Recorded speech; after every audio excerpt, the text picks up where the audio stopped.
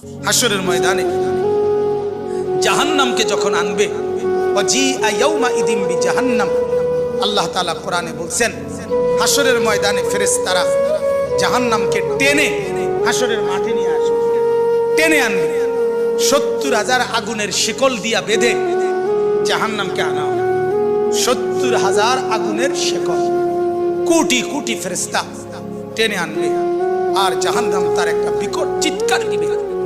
এক চিৎকারে পুরা হাসরের ময়দানের সবাই চিৎকার দিয়া উঠবে, ইয়া রাব্বি নাফসি নাফসি, আল্লাহ আমাকে মাফ করেন, আমাকে মাফ করেন, আমাকে মাফ করেন, আমাকে মাফ করেন, আমাকে মাফ করেন।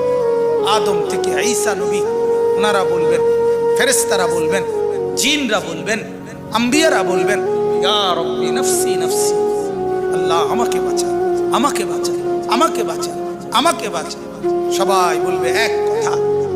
সবাই হঠাৎ করে শুনবে কে যেন একজন কোথাও বলতেছে, কোন এক পাশে দিয়া শোনা যাইতেছে একটা আওয়াজ, ইয়া রাব্বি উম্মতি উম্মতি, আয় আল্লাহ আমার উম্মতকে বাঁচান, আমার উম্মতকে বাঁচান, আমার উম্মতকে বাঁচান। তো তিনি কে বলেন? যিনি একজন শুধু বলবেন আয় আল্লাহ আমার উম্মতকে বাঁচান, তিনি কে বলেন? মুহাম্মদ রাসূলুল্লাহ।